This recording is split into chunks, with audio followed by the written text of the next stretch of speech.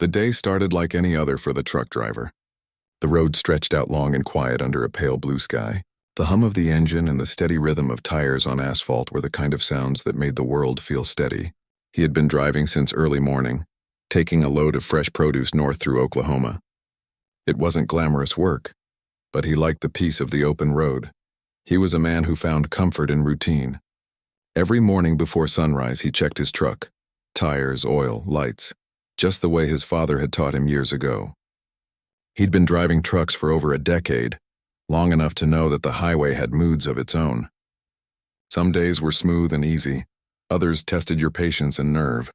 He kept the radio on low, mostly for company. A country song faded into static. Then a local weather alert cut in. The announcer's voice was calm but serious. Severe thunderstorm warnings are in effect across central Oklahoma.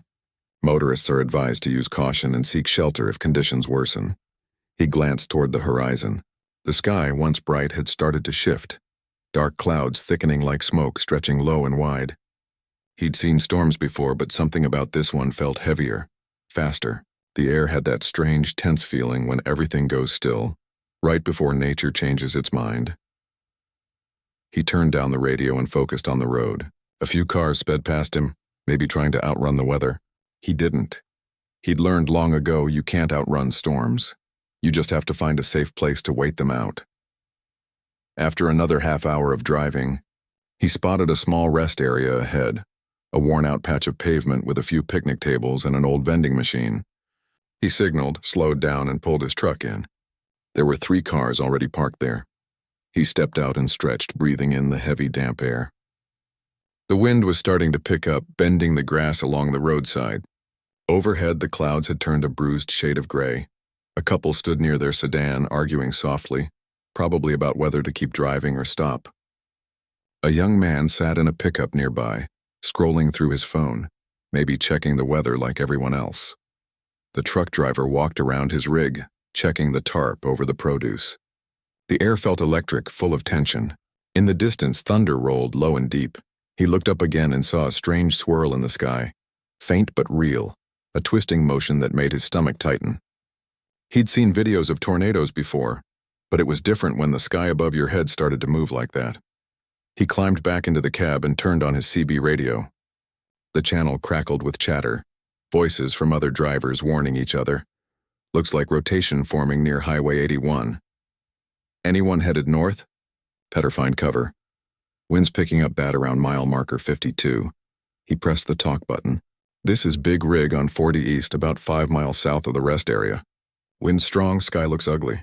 Anyone see a funnel yet? A voice came back, older, raspy. Yeah, friend. It's coming your way. You best get down. He thanked the man and looked out again. The clouds were swirling now, tighter, faster. The wind roaring across the highway. Leaves, paper, and bits of trash flew through the air. The argument between the couple had stopped. Both were staring up at the sky. The truck driver jumped out again and waved his arms. Hey, you folks might want to get down somewhere safe. That's not just a storm, the woman looked scared. Is it a tornado? He nodded. Looks like one's forming. You don't want to be out in the open. You got anywhere close to go? The man shook his head. We were trying to get to a motel down the road, but not worth the risk, the trucker cut in. Best thing is to get low and find some kind of cover. The young guy in the pickup called out, should we stay in our cars? He shook his head. If it hits, cars will flip like toys. Under the bridge or ditch is better. He looked around and there wasn't much nearby. No buildings, no real shelter. Just the open highway and the massive shape of his truck. It was big and heavy, built to stay grounded even in high wind. It wasn't perfect, but it was better than nothing. Come on, he said firmly. Get near the rig. If it gets bad, stay low under it. The wind was roaring now, pulling at their clothes, making it hard to stand still. A sudden gust sent sand and grit flying into their faces. Somewhere far off, a siren began to wail. The warning nobody wants to hear. The couple ran toward the truck. The man grabbed his wife's hand, half pulling her along. The young driver followed, holding his phone tight like it could somehow save him. The truck driver helped them kneel down near the rear tires, the strongest part of the rig. The sound was getting louder, like a train rumbling closer every second. Then came the silence. It was short, maybe only a few seconds, but it felt long enough for the world to stop breathing. He looked up and saw the funnel forming in full, dark and massive, twisting down from the clouds like something alive. "Get down," he shouted. They pressed close to the ground, hearts pounding. The air was thick with dust. The wind screamed again, stronger than before. Pieces of debris, bits of metal, branches, even a road sign, whipped past. He could barely see more than a few feet ahead, but he kept his voice steady. "Stay down! Don't move." He pressed his body close to the ground beside them, shielding as best he could. His truck rocked, groaning under the pressure, but it didn't tip. The noise was unbearable, roaring, tearing like the sky itself was being ripped open. He thought of his family back home. His kids would be finishing school about now. He'd promised to call them that evening. He hoped he'd keep that promise. Then, as quickly as it had come, the wind began to die. The roar faded to a harsh hiss, then to silence again. Dust and small debris rained down, tapping softly on the truck's metal sides. He slowly lifted his head. The air was thick and brown. The road behind them was littered with branches, chunks of concrete, and pieces of cars. Everyone was shaking but alive. The young driver's face was pale. The woman was crying quietly, holding onto her husband's arm. "You all right?" the trucker asked. They nodded, still in shock. He stood, brushed himself off, and looked around. The funnel was gone. It had moved east, leaving behind a path of broken trees and scattered metal. The sky still churned, but the worst had passed. He helped each of them stand. The couple thanked him again and again, voices trembling. He just nodded. "We're lucky. That could have gone different real fast." The young driver looked at the big rig and said, "If you hadn't been here, we'd have been done for." The trucker gave a small smile. "That truck saved me more than once. Guess it still had a job to do today."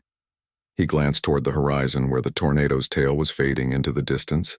The sirens kept wailing, but softer now, echoing across the flat land. He didn't know it yet, but that was just the beginning.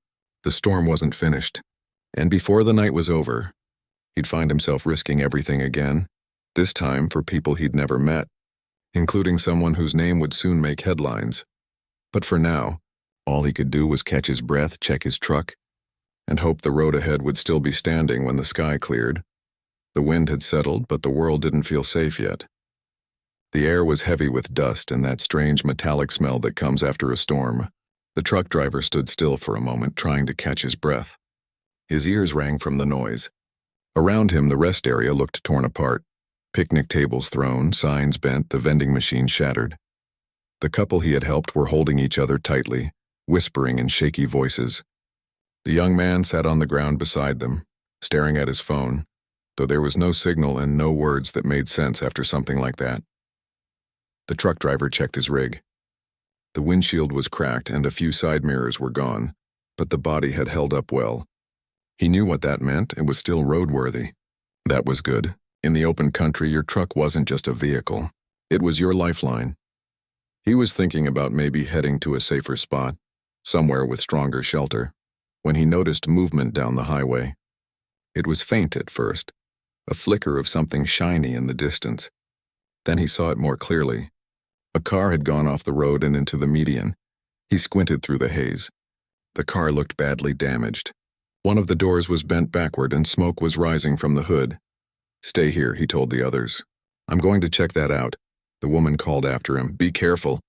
He nodded and jogged toward the wreck, his boots crunching on bits of glass and gravel.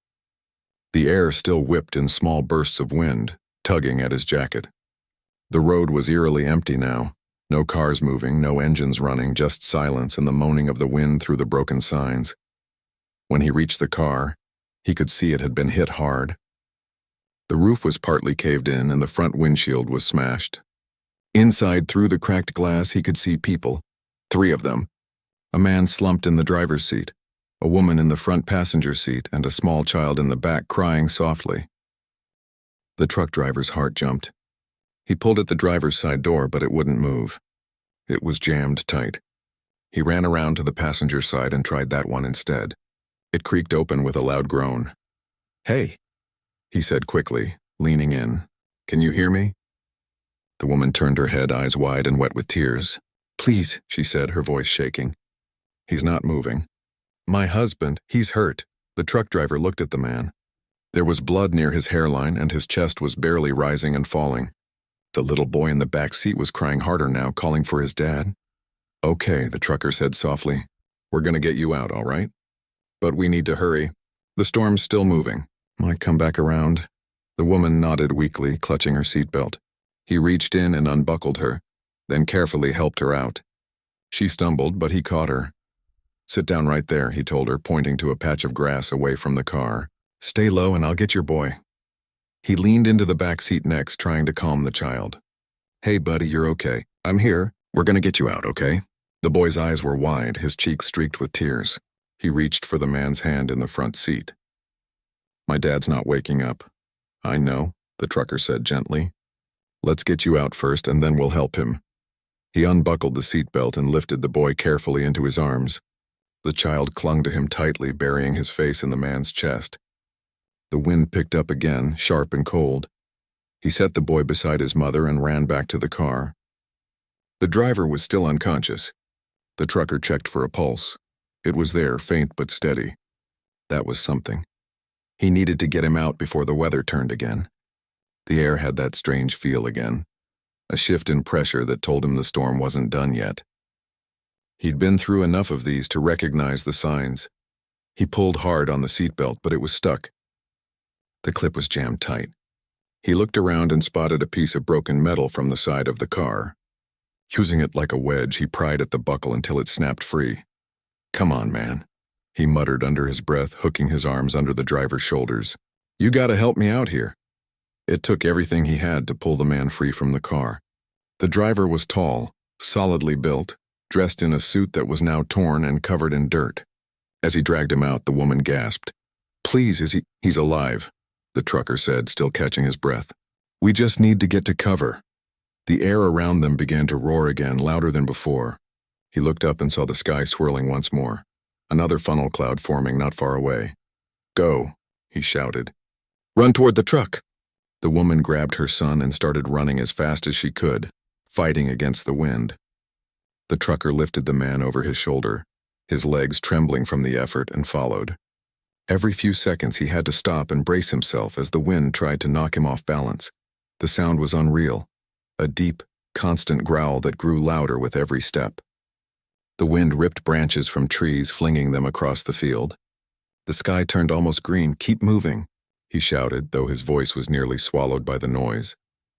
By the time they reached the truck, the funnel was clearly visible, wide, dark, and tearing across the field toward them. He could feel the vibration through the ground. "Get down," he yelled again, waving them toward the space under the trailer. The woman crawled underneath, pulling her son close, shielding his head with her arms. The truck driver laid the unconscious man down beside them, then crawled under himself. The sound of the storm grew deafening. Dust and debris flew everywhere, hitting the side of the truck like gravel in a hurricane. The boy started crying again, his voice shaking. The trucker reached over and put a hand on his shoulder. "You're doing good, buddy. Just keep your head down. It's gonna pass soon." The woman was trembling, whispering something softly. Maybe a prayer, maybe her husband's name. The truck rocked hard, metal creaking, but still didn't tip. Minutes passed like hours. They could hear things crashing around them. Distant explosions of sound that might have been other vehicles or trees breaking apart. The truck driver kept his head low, feeling the dirt hit his face, but he didn't move. He couldn't. If he let go now, any one of them could be swept away. Then, just as suddenly as it had started, the wind began to die again. The roar turned to a hollow hum, then silence. He lifted his head slowly. The air was full of floating dust and bits of straw. The ground was littered with scraps of metal and broken signs. But somehow the truck was still upright. The woman opened her eyes, tears mixing with dirt on her face. "Is it over?" she asked. "For now," he said quietly. He crawled out from under the truck, his muscles aching. The sky was lighter now, though still restless, clouds swirling like they didn't quite want to leave. He turned back to check the man lying on the ground. The driver's chest was still moving, slow but steady. That was enough for him to start working. He tore a strip from his own shirt and pressed it gently to the man's head where the cut was bleeding. The woman watched, holding her son close. "You saved us," she said softly. He shook his head. "I just did what needed doing." The boy looked up at him. "Mister, are we gonna be okay?" He smiled, tired but kind. "Yeah, we are. You're tougher than you think." He looked out across the highway. The rest area they'd been in earlier was gone, pieces scattered for miles.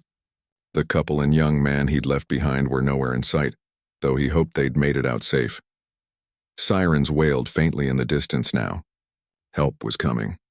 He knew it might take a while. Storms like this tore through communication lines, blocked roads, and scattered people far apart. But someone would come. He sat down beside the family, his back against the big wheel of the truck. The boy had fallen quiet, his small hand gripping his mother's tightly. The woman looked at her husband's face, worry written all over hers. "He'll wake up," the trucker said gently. "He just took a hard hit. The body shuts down sometimes to protect itself." She nodded, eyes full of tears. "I don't even know your name," she whispered. He gave a faint smile. "Doesn't matter much right now. Just breathe. That's all we can do until help gets here." The wind had gone completely still now. The storm was finally moving on. In its place came a strange calm, the kind that feels too quiet, too empty after chaos. The truck driver leaned his head back, eyes on the fading clouds. He didn't know that the man he'd just pulled from the wreck wasn't just any driver on the road. He didn't know this man's face would soon be all over the news, or that people would start calling him a hero. All he knew was that 3 strangers were alive. And that, for now, was enough. The world around them had gone quiet, but the quiet didn't feel peaceful. It was the kind of silence that comes after something powerful leaves behind a mess too big to understand. The air was thick and still. Dust floated in the sunlight that tried to push through the clouds. The truck driver sat beside the family, trying to catch his breath. His hands were still shaking, though he didn't realize it until he looked down. The storm had passed for now, but his body hadn't caught up yet. His shirt was torn, his arms covered in dirt. The big truck behind them was scratched and battered, but it still stood, like it refused to fall when everything else around it had. The woman sat close to her husband, holding his hand tight. Her son, maybe 6 or 7 years old, had stopped crying but still looked scared. Every few minutes he'd glance at the sky to make sure it wasn't turning dark again. "Is he gonna wake up?" the boy asked quietly. "Yeah," the truck driver said. "He just needs a little time." The woman gave him a tired look of thanks. "You've done so much already," she said softly. "I don't know how to thank you." "You don't have to," he said. "Just keep him talking when he comes around. That's the best thing you can do." He stood and looked down the highway. The road was blocked in both directions. Broken signs, fallen trees, pieces of cars.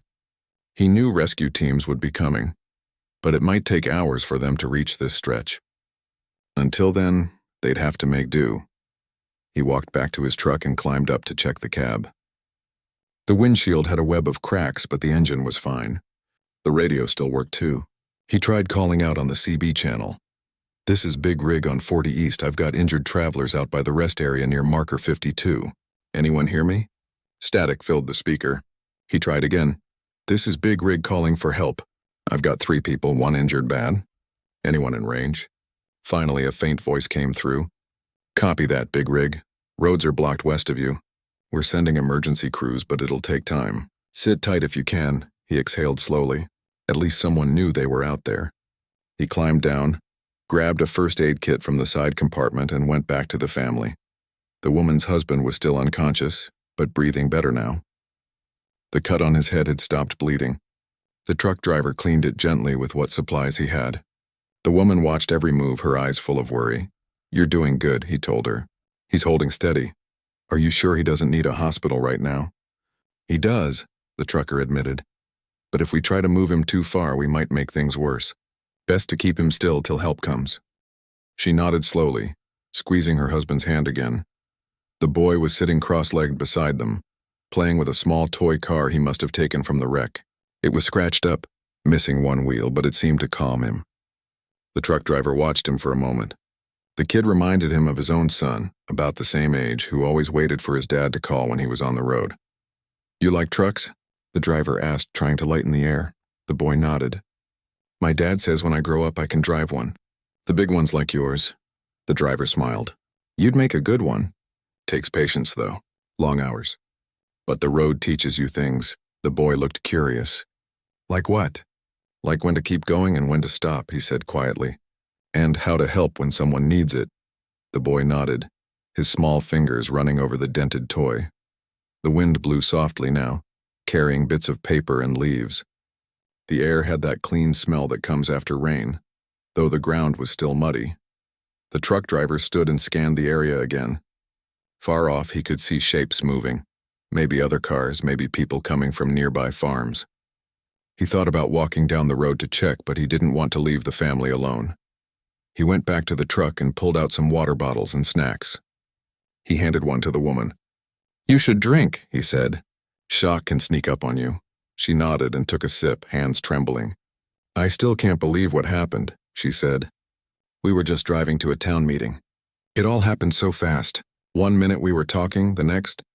She stopped herself, eyes filling again. The trucker didn't push. He'd seen enough bad days on the road to know that silence sometimes said more than words. After a while, the little boy climbed up into the cab of the truck with permission. He looked around like it was a spaceship. The trucker smiled. "Pretty big, huh?" The boy nodded. "It's like a house on wheels." "That's about right," he said. "Sometimes I sleep in here more than I do at home." The boy's eyes widened. "You sleep here?" "Sure do," he said, chuckling. "Got a bed right behind that seat. Coffee maker, too, if you can believe it." The boy laughed, and a small, tired sound, but it broke the heaviness that had hung in the air since the storm hit. After a few more minutes, the woman called to her son to come back down. The driver helped him climb out. The man on the ground stirred suddenly, letting out a faint sound. The woman gasped and leaned closer. Hey, it's okay," the truck driver said, kneeling beside them. "Take it slow." The man's eyes fluttered open. He looked confused, dazed. What happened?" "You were in a wreck," the woman said softly. "But we're okay. This man helped us." The driver kept his voice calm. "You hit your head pretty good. Try not to move too fast." The man blinked a few times, looking around at the sky, the mud, the damaged truck nearby. "Is everyone safe?" "Yes," the woman said. "Thanks to him." The man looked at the truck driver, still struggling to focus. "You pulled us out?" He nodded. "Yeah, you've been out for a while, but you're gonna be fine." The man tried to sit up, but the driver gently held him down. "Easy now. Ambulance is on the way. Just rest." The woman reached up and brushed dirt from her husband's jacket. "You scared me," she whispered. "I'm sorry," the man said weakly. "I didn't even see it coming." The truck driver sat back, relieved. Seeing him awake took a weight off his chest he hadn't realized he'd been carrying. As the minutes passed, the wind grew calm. The clouds finally started to break apart, letting the sun shine through in patches. It was a strange sight. Destruction all around, but golden light cutting through it like hope. The truck driver looked toward the horizon again. He could hear faint sirens, closer this time. He stood up and waved his arm, trying to signal them. "They're coming," he said, turning back with a smile. The woman let out a breath she'd been holding for hours. The boy leaned against her, exhausted. The man closed his eyes again, this time from relief rather than pain. While they waited, the driver walked a short distance from the truck, taking it all in. Cars flipped over, pieces of buildings scattered like toys. The sky was calm now, but the earth still told the story of what had happened. He thought about how fragile things were, how one minute you could be driving to a simple meeting, and the next you could be fighting for your life under a truck with strangers. The sirens grew louder. 2 emergency vehicles appeared down the road, their lights flashing red through the dust. Relief washed over him. When they arrived, paramedics hurried out and began checking everyone. One of them, a tall woman with a calm voice, looked at the truck driver.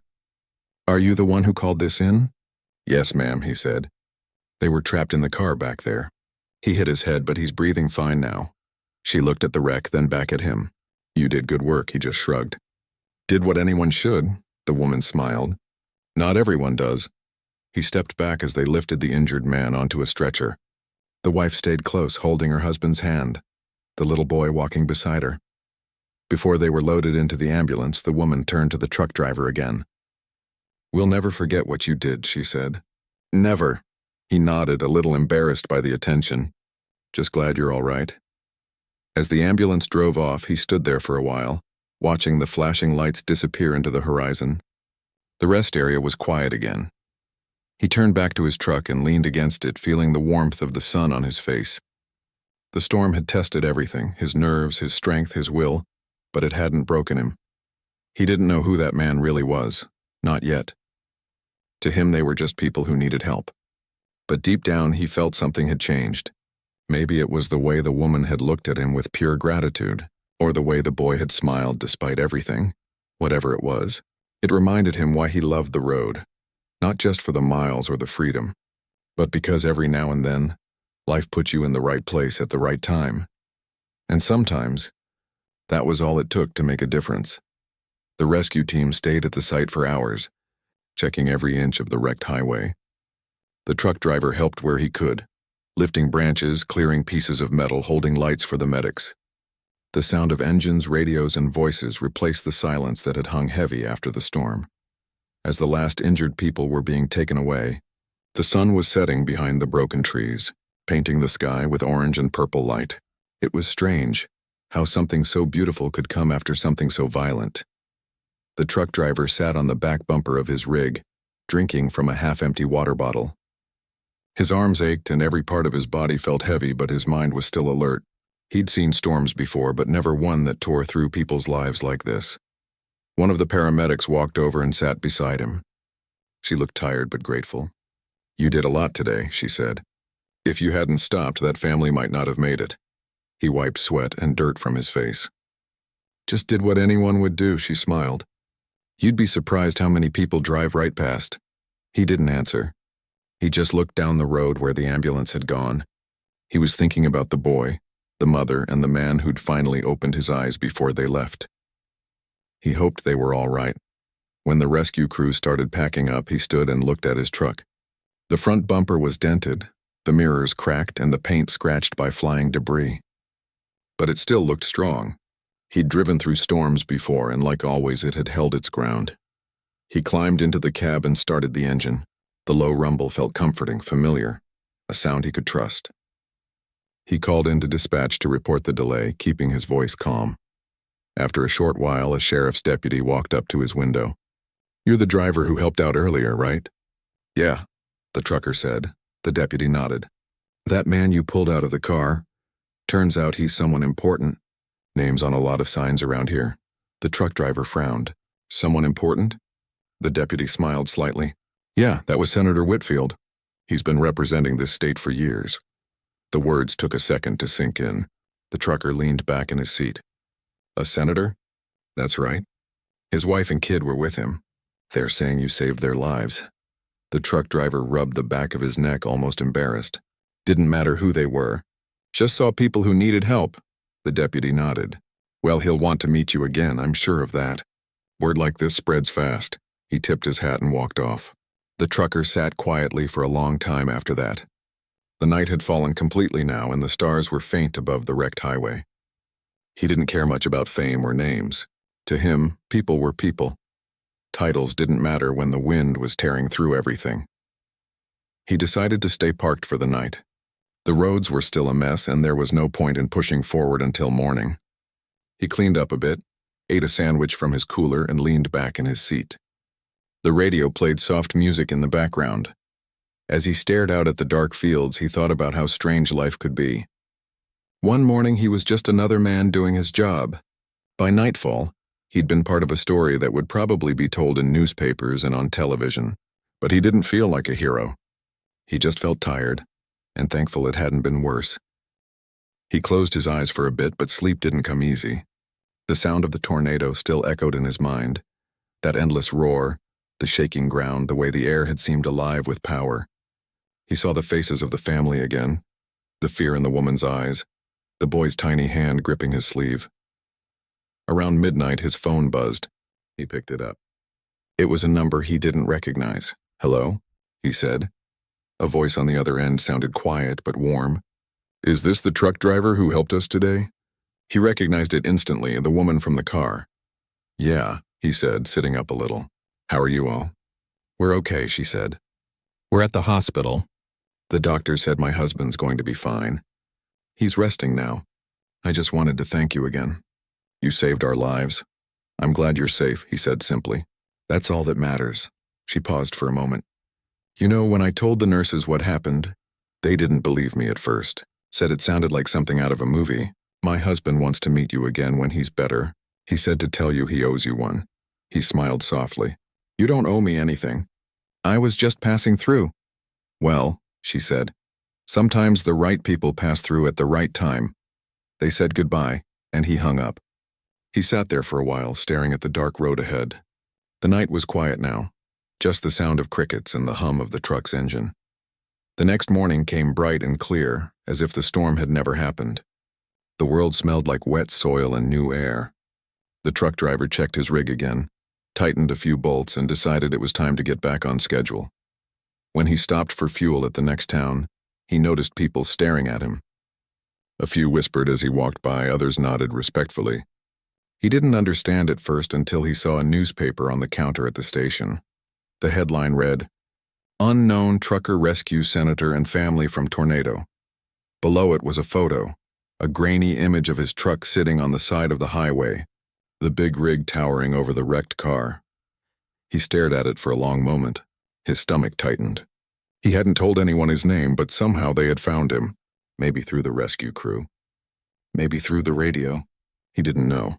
The man behind the counter said, "That's you, ain't it?" The trucker hesitated. "I guess it is." "Well, you did good," the man said.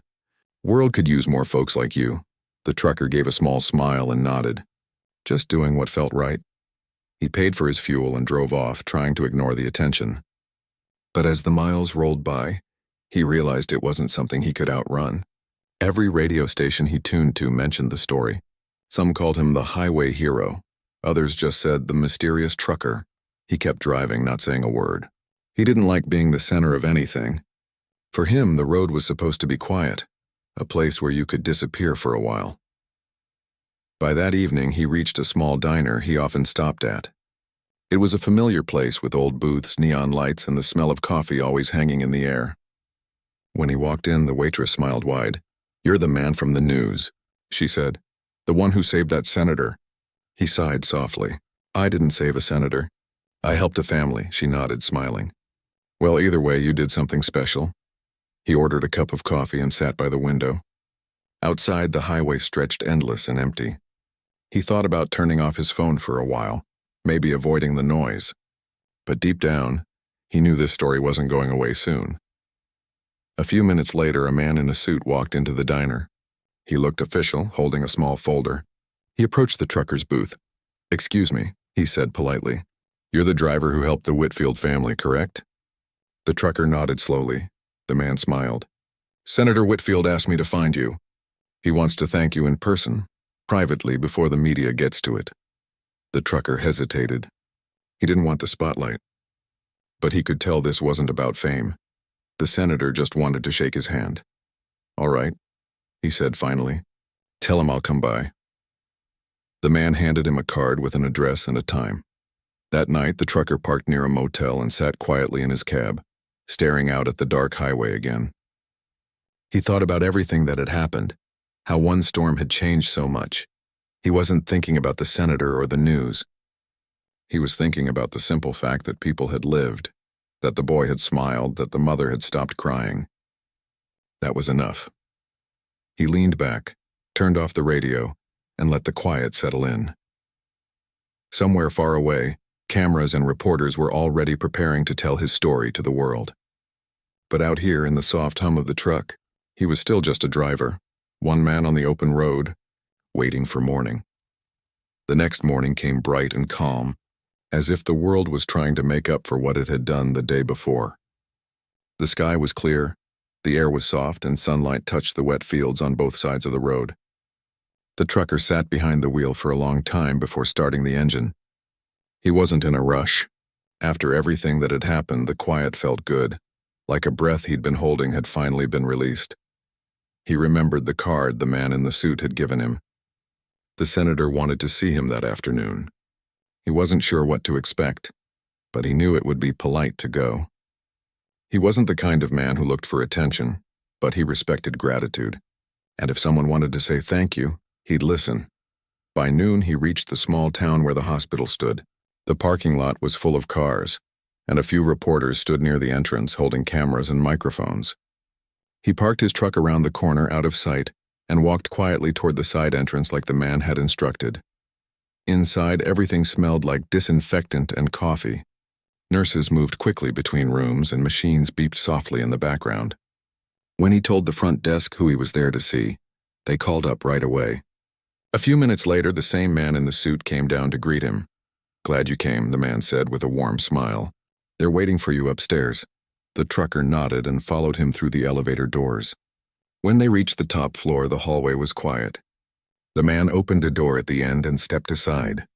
Inside, the senator was sitting up in bed, pale but smiling. His wife sat beside him, holding his hand, and the little boy sat near the window playing with a toy car. The trucker hesitated in the doorway, feeling out of place in his dusty boots and work jacket. But the senator motioned for him to come in. "Please," he said. "You're the reason I'm still here."